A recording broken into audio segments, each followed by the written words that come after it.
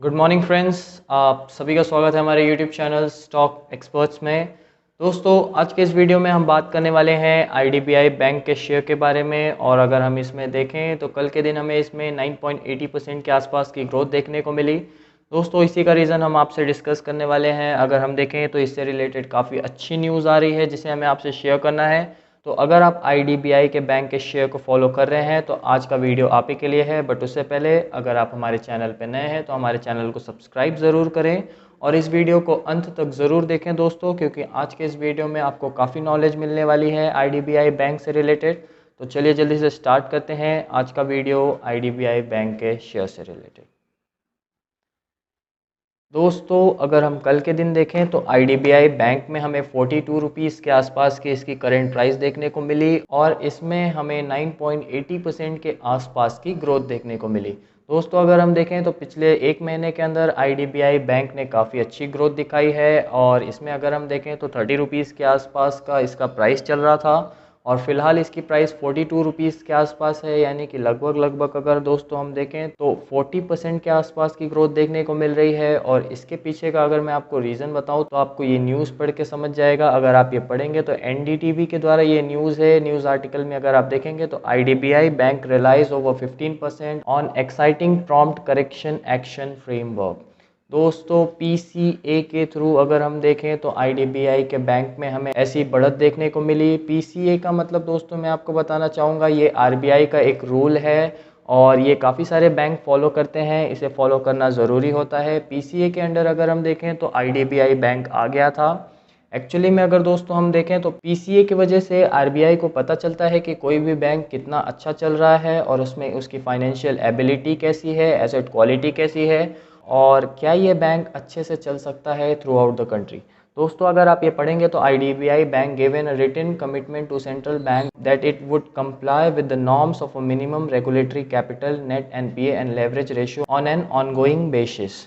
दोस्तों, अगर हम देखें तो आरबीआई को आईडीबीआई बैंक ने एक रिटन कमिटमेंट लिखा है जिसमें वो नेट एनपीए, लेवरेज रेशो और रेगुलेटरी कैपिटल के जो मिनिमम नॉर्म्स है यानी कि जो मिनिमम डिपॉजिट्स हैं उसे वो पे कर सकते हैं।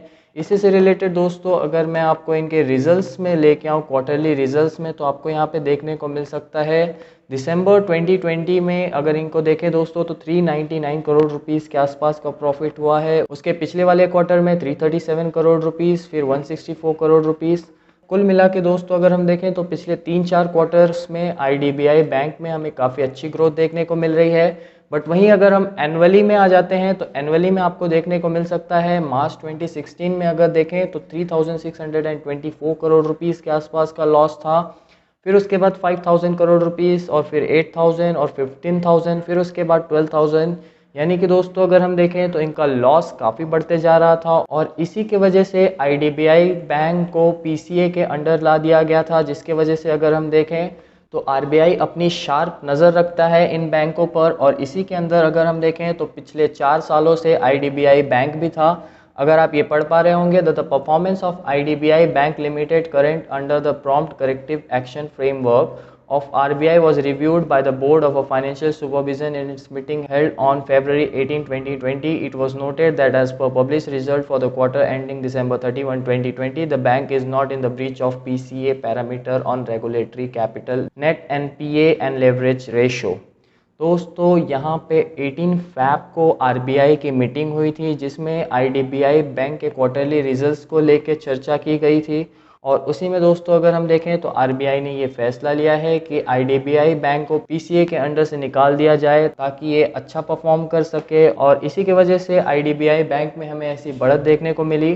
दोस्तों, अगर आप ये लाइन पढ़ेंगे तो IDBI bank was placed under PCA framework in May 2017 से ही आईडीबीआई बैंक को पीसीए के अंडर ला दिया गया था। बट उसके बाद अगर हम देखें तो धीरे धीरे जैसे जैसे बैंक में सुधार देखने को मिला वैसे वैसे ही आरबीआई ने रिएक्ट किया है। और यहाँ पे अगर हम इनका ग्रॉस एनपीए भी दोस्तों अगर हम देख लेते हैं तो ईयरली का 28% के आसपास का एनपीए है।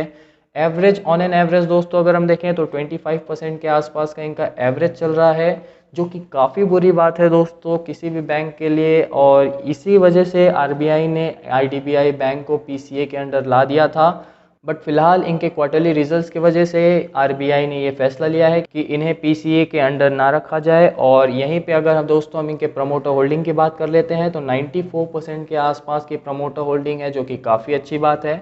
कुल मिला के दोस्तों अगर हम देखें तो ये एक अच्छा शेयर माना जा सकता है, बट इन फ्यूचर दोस्तों हम कुछ नहीं कह सकते हैं इसके बारे में। अगर आप शेयर मार्केट में इन्वेस्ट करना चाहते हैं तो आप अपने एक बार फाइनेंशियल एडवाइजर से एडवाइस ज़रूर लीजिए। और इसी के साथ दोस्तों हम आज का वीडियो समाप्त करेंगे। अगर आपको आईडीबीआई बैंक से रिलेटेड कोई भी क्वेरी है तो आप हमें कमेंट बॉक्स में लिख सकते हैं। साथ ही साथ आप अपने रिव्यू भी शेयर कर सकते हैं कमेंट बॉक्स में। इसी के साथ हम आज का वीडियो समाप्त करेंगे। मिलते हैं अगले वीडियो में, तब तक के लिए शुक्रिया, धन्यवाद, जय हिंद।